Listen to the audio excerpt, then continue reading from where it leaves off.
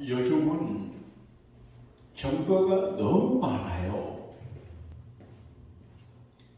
주장도 많고 견해도 많고 처방도 다르고 병원에 가지 않아도 인터넷 유튜브 들어가면 여러 종류의 닥터들과 전문가들이 이렇게 하나 가르쳐줘요. 또 건강보조식품도 많아요. 어떻게 진짜인지 누구 말을 들어야 될지를 몰라요.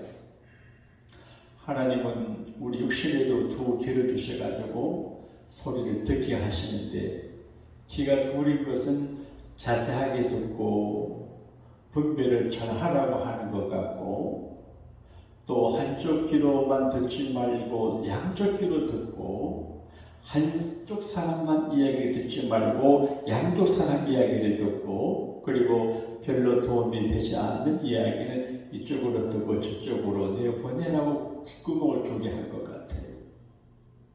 그 마음의 귀가 있어요. 사실 우리 육신의 귀에 들리는 소리도 많이지만 마음에 들리는 소리가 많아요. 마음에. 지금도 생각하면 참 불쌍한 분이 계시는데, 제가 한국 영천이라는 곳에 목회할 때 그 점하려고 하는 점 귀신 내려야 될 사람인데 교회에 노는 분이 계시는데, 그 아주머니가 아주머니 몸에 있는 그 영감 귀신이 있어요. 근데 자꾸 그 부인의 남편을 죽이라고 그러는데, 너 남편을 죽여라. 독점하려고. 그러니까 우리가 마음의 소리로 들리는 수많은 소리 중에서 어떤 말을 들어야 될까? 바울은 하나님의 종이지만 자기 안에 선한 자기도 있고 나쁜 자기도 있다고 그래요. 그래서 어느 이야기를 들을지 결정을 해야 돼요. 우리가 눈으로 보는 것도 중요하고 귀로 듣는 것도 중요한데, 마음으로 정말 잘 듣고 잘 구별을 내서 선택을 해야 돼요. 그래서 어느 분 누구의 음성에 귀를 기울여야 될까 생각을 해야 됩니다. 예를 들어서 우리의 선조 할머니 이구 하와 할머니는 하나님의 말씀도 있고 남편의 소리도 있고 사탄 뱀의 소리가 있어요. 하나님은 선악과 먹지 말라고 말씀하셨어요. 뱀은 먹으면 너가 하나님 전 된다고 그래요. 두 소리 중에서 결국 하와는 여호와를 이기지 못하고 사탄의 소리를 듣고 선악과를 딱 먹음으로 자신과 후손들의 미래를 어렵게 했어요. 우리가 너무나 잘 아는 요셉은 타고 혈기 왕산 청년 시절에 미모의 자기 주인의 부인 보디발의 아내가 자기를 유혹하고 사랑을 나누자고 그럴 적에 마음속에 하나님의 음성을 들어야지. 그래서 하나님의 음성을 들음으로 그 유혹의 소리를 뿌리쳤습니다. 그래서 어려움도 당했지만 이것을 통해서 훌륭한 믿음의 사람으로 살아가면서 우리가 할 수가 있습니다. 그런데 오늘 히브리서 기자는 히브리서에 통해서 우리에게 몇 가지 말씀을, 첫째로 예수를 깊이 생각하라. 한번 따라합시다. 예수님을 깊이 생각하라. 가볍게 생각하면 정답을 모르고 실체를 모르고 실수할 수 있어요. 그래서 깊게 생각해 봐야 돼요. 근데 예수님을 깊이 생각하라. 예수님의 존재성을, 예수님의 말씀을, 예수님의 실제로 구체적으로 생각하는 그런 말씀이 되는데, 그 다음에 이제 성령의 음성에 귀를 기울여라. 그렇게 말씀을 해요. 자, 8절, 7절을 같이 읽겠습니다. 시작. 그러므로 성령이 이르신 바와 같이 오늘 너희가 그 음성을 듣거든 강요에서 시험하는 날에 거역하는 것 같이 너희 마음을 완고하게 하지 말라. 성령님은 말씀하시는 분이에요. 요한계시록에 보게 되면 부활하신 예수님께서 사도 요한을 만나요. 그래서 요한이 성령에 감동돼서 뒤에서 하는 말을 들어요. 그러니까 성령에 감동될 때 성령께서 하시는 말씀을 들어요. 근데 오늘 오후에 다시 제가 요한계시록을 볼 때 일곱 교회에 말씀하실 때 맨 마지막에 똑같은 말이 7번 반복이 돼요. 귀 있는 자는 성령이 교회들에게 하시는 말씀을 들으라. 오늘 우리가 여러 가지 복잡한 시대 속에 살아가는데 누구의 음성에 귀를 기울여야 되냐? 성령님의 음성에 귀를 기울이고 성령님의 음성을 들어야 된다, 그런 말이죠. 요즘 우리 주변에는 총기 사고가 많이 나요. 어떤 뉴스 보니까 2살 먹은 애가 권총을 갖고 장난치다가 아버지를 실수로 쏴서 죽였어. 총을 찔러줬어. 이게 실수예요. 근데 청년들이 마음속에 마귀의 속삭임을 주고요. 내가 총을 장전해가지고 총을 쏴가지고 사람을 죽여라. 이거는 성령의 소리가 아니거든요. 그래서 이 영적으로 악하고 혼란한 세대에 개인도 가정도 교회도 사회도 평안하려고 하면 사람들이 예수님을 깊이 생각하고 성령께서 하시는 그 음성을 마음에 듣고 들어야 되는데 사탄이 많아요. 악한 영역사가 많아요. 그래서 늘 우리가 취사선택하는 그 세상에서 누구의 말을 들을까 생각해야 돼요. 하나님은 우리 주변의 사람을 통해서 말씀하실 때가 있어요. 그래서 주변의 자녀나 부모나 친구나 누가 하는 말을 귀담아 들어야 돼요. 그 말 속에 하나님의 메시지가 숨어 있을 수 있어요. 공자는 신자가 아니지만 그렇게 말했어요.